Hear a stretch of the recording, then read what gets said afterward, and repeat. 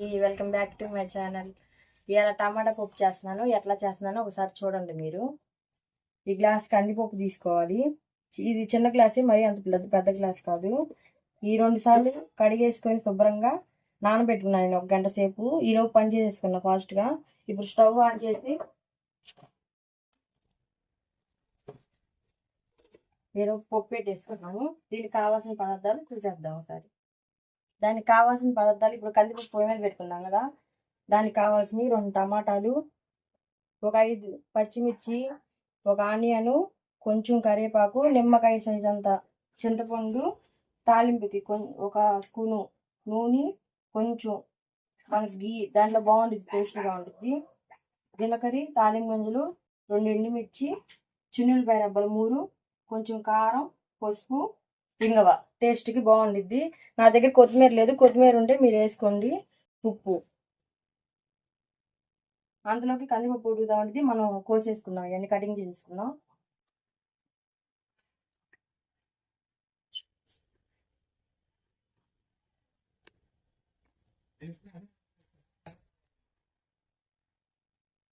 మీరు చూడండి, పప్పు పొంగు వచ్చేసింది. మనం దీంట్లో కొంచెం ఆయిల్ వేసుకున్నాము, కొంచెం తొందరగా ఉడికిద్ది. కొంచెం ఒక 1/2 స్పూన్. ఈలోపు ఉడుకుతూ ఉండేది. కొంచెం మంట కొంచెం అంత పెట్టేసుకున్నాం. ఈ మొత్తం ఆనియన్, టమాటా సన్న ముక్కలు ఇవి ఇట్లా కట్ చేసుకొని పక్కన పెట్టేసుకోవాలి. ఈలోపు మన కందిపప్పు మెత్తగా ఉడికిన తర్వాత అప్పుడు ఇవన్నీ ఈ చింతపండు ఇక్కడ ఈ మొత్తం కలిపేసి దాంట్లో వేసుకుంటే కొంచెం చక్కగా ఉడికిద్ది మెత్తగా. ఉడికిన తర్వాత అప్పుడు నేను కారం ఎట్లా వేయాలి అన్నీ నేను చూపిస్తాను ఒకసారి. ఈ టమాటాలు కూడా ఉడికినాయండి. ఒక గంట ఉండిద్ది మొత్తం కారం. మాకు సరిపోయినంత వేసుకున్నా, మీకు ఎంత కావాలో అంత వేసుకోండి.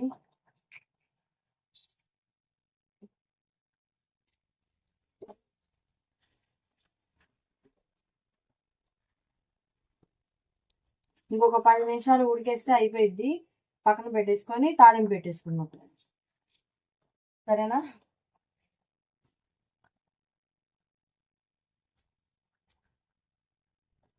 కారం వేసాం అండి, ఉడుకుతుంది. ఒక 10 నిమిషాలు ఉడకనిచ్చేసి పచ్చి వాసన అంతా పోయిద్ది కాబట్టి ఇది ఉడకనిచ్చి తీసేద్దాం.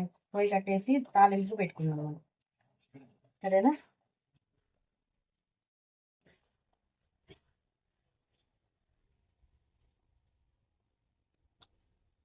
దగ్గరికి చూపిద్దాం. ఇప్పుడు చూడండి, పప్పు అంతా చక్కగా నీళ్ళన్నీ కొంచెం మేము గట్టిగానే చేసుకుంటాము. ఇది కొంచెం ఇట్లా ఉంటేనే బాగుండిద్ది. మొత్తం ఉడికేసింది, ఇంకా తీసి పక్కన పెట్టేసుకున్నాము.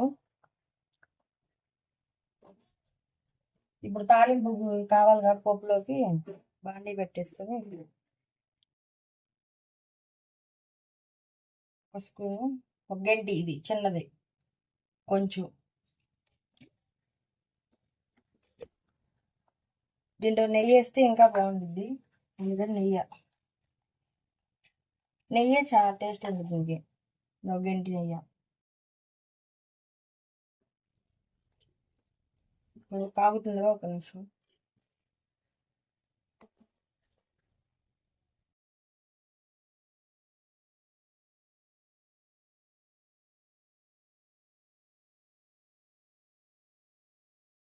ఎండుమిరకాయలు వేసుకున్నాం. చిన్నులపాయలు ఇందాక 3 చూపించా కదా, ఆ చిన్నులపాయలు, తాలింపు గింజలు,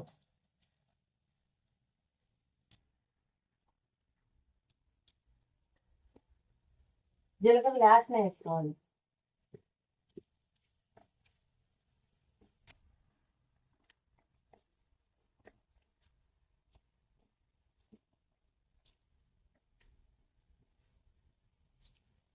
ఇది కొంచెం ఇట్లా బాగా వేసుకుంటే బాగుంటుంది టేస్ట్ కూడా. ఉల్లిపాయలు వేసుకుంటే దాని ఫ్లేవర్ బాగా ఉంటుంది.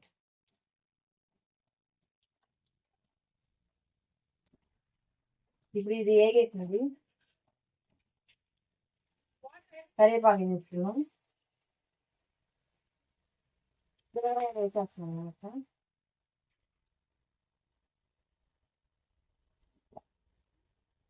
ఇది కూడా వేగింది, కట్టేస్తున్నాం. దీంట్లో కొంచెం ఇంగువ వేసుకున్నాం.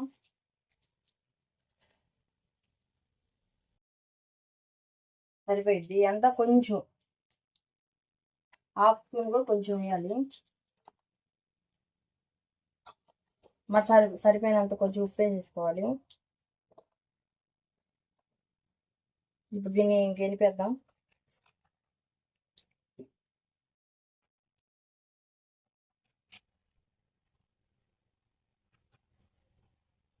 ఇది ఒక అరగంట ముందు బాగా నానబెట్టా కాబట్టి తొందరగా ఉడికిపోయింది పప్పు.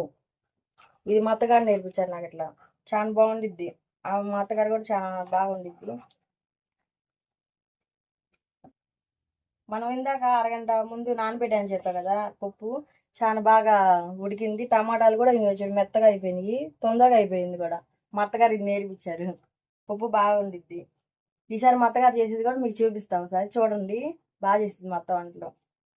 ఇవన్నీ మా అత్త దగ్గర నేర్చుకున్నాయి. మా అత్తని అత్త అంట, అత్తయ్య అన్నం అట్లానే అలవాటైపోయింది నాకు. ఈసారి మా అత్తగారు మా అత్తయ్య అని రాదు, అత్తనే వచ్చింది ఎక్కువ అలవాటు. మా అత్త చేసే కూడా ఈసారి చూపిస్తాం మీకు, చూడండి.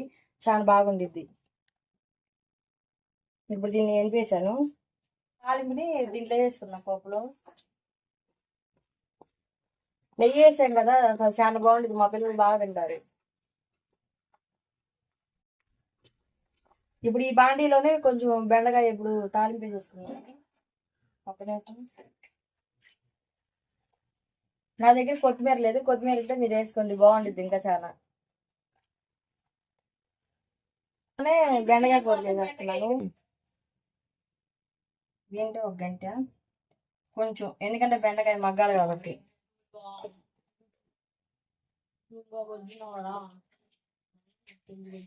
కొంచెం తాలింపు వేసేసుకున్నాం. ఎండుమిరపకాయ కూడా ఒకటి వేసేసుకున్నాం దాంట్లో.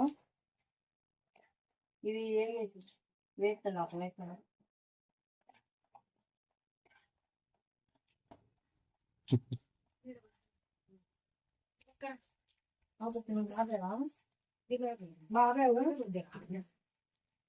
దీంట్లో కొంచెం కరివేపాకు వేసుకున్నాము.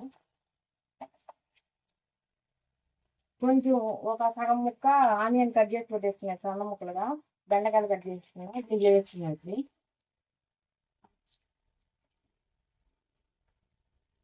నేను ఎట్లా చేస్తాను చూడండి, చాలా బాగుంది ఇది. కొంతమంది బెండకాయ ఇష్టపడరు కదా, నేనేం చేస్తానంటే ఓన్లీ ఇప్పుడు పొసి కడితే వేస్తా. కొంచెం సాల్ట్ మాత్రం ఇప్పుడు ఏం నేను కొంచెం పొసి వేసేస్తాను. సాల్ట్ ఏం చేయాలంటే మనం లాస్ట్లో వేసుకోవాలి. ఇప్పుడు వేస్తే ఏంటంటే మొత్తం సిగ్గు అయిపోయి బాగోదు. కొంతమంది జిగురుగా ఉందని ఇష్టపడరు. నేనైతే ఇట్లాంటి చేస్తాను, మీరు ఒకసారి చూడండి. చాలా బాగుంది. వేసాను కదా, ఇప్పుడు దీంట్లో సాల్ట్ ఏం వేయట్లేదు నేను. కొంచెం బాగా మెత్తగా కొంచెం మగ్గిన దాకా కొంచెం మంట తగ్గి సిమ్లో పెట్టేసి మూత పెట్టేస్తా, చక్కగా మగ్గిపోయింది. లాస్ట్ మనం కారం వేసుకుంటాం కదా, కారం వేసుకునేటప్పుడు అప్పుడు సాల్ట్ వేసుకుంటే మనకు ముక్క బాగుంటుంది, జిగురు కూడా ఉండదు. కొంతమంది జిగురు ఉందని చెప్పి నాకు వద్దు అని చెప్పి ఇష్టపడరు. కానీ ఇట్లా చేస్తుంటే చాలా బాగుంటుంది. మీరే చెప్తారు బాగుందండి అని. మనకి బెండకాయ కూర, పప్పు, అప్పడం కూడా బాగుండేది. ఇప్పుడు అప్పడం కూడా వేస్తా చూడండి. నాకు కామెంట్ చేయండి మీరు వండుకున్నారు. మీరు బెండకాయ కూర ఎంతమంది ఇష్టం, పప్పు ఎంతమంది ఇష్టం నాకు కామెంట్ చేయండి.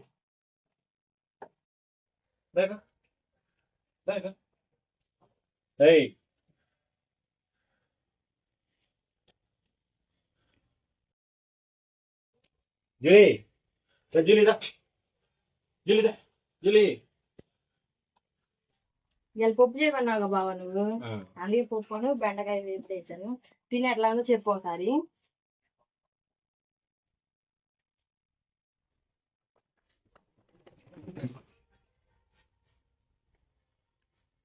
మరి రౌడీ చూసారండి ఎట్లా వస్తుందో.